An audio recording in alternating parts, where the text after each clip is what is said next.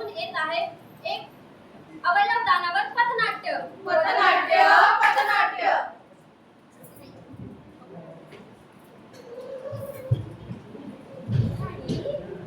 वाचवा वाचवा माझ्या मुलाला वाचवा. सदाईला दवाखान्यात घेऊन जाऊया.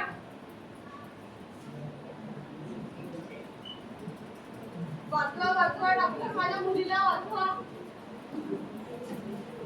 वाचवा वाचवा डॉक्टर माझ्या मुलीला वाचवा.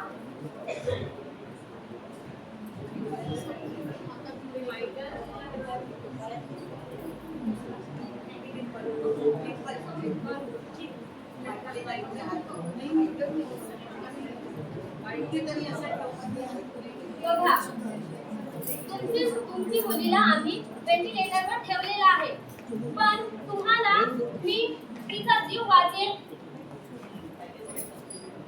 जीव वाचेल असं सांगू शकत नाही, कारण तिच्या जवळ वेळ नाही आता.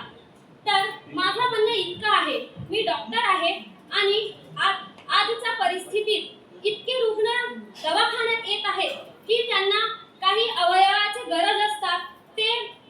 त्यांना ते अवयवामुळे ते जीवन जगू शकत नाही. कोणी आंधळेपणा स्वीकारून राहतात, तर कोणी लिव्हरचा प्रॉब्लेम, तर हृदयाचा प्रॉब्लेम, असं त्यांचा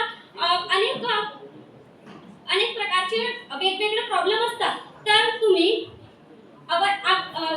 तुमची मुलगीचा वेगवेगळ्या अवयवदान तुम्हाला माहितीच असेल, डोळ्याचा, लिव्हरचा, हृदयाचा, असे अनेक तरी 8 अवयव तुम्ही दुसऱ्यांना दान करून तुम्ही तुमची मुलीला तिच्यामध्ये बघू शकता.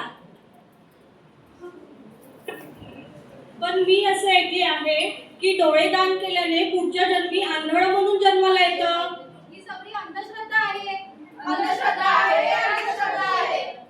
आणि श्रीमंत लोकच फक्त अवयव दान करतात. हा सगळा गैरसमज आहे. गैरसमज आहे गैरसमज आहे.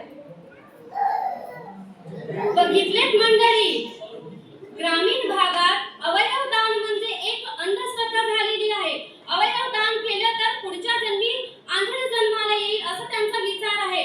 तर समाज कार्यकर्ता असून आपल्याला गावोगावी जाऊन जनजागृती करायला पाहिजे आणि अवयव दान करा असं त्यांना सांगायला पाहिजे. जीवन हे संपले तरी आशा जिवंत ठेवा. अवयव दान करा, अवयव दान करा. अवयवदान हीच मानवतेची खरी सेवा आहे. अवयवदानामुळे जर जीवनदान मिळत असेल तर हे सगळ्यात श्रेष्ठ दान आहे.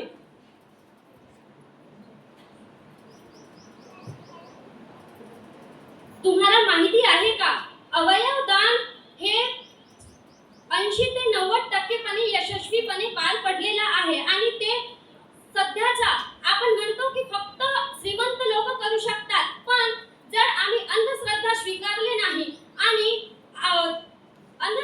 अंधश्रद्धेला नाकारून चांगल्या गोष्टीकडे वळलो तर आपण अवयव दान करून कितीतरी लोकांचे जीवन वाचवू शकतो.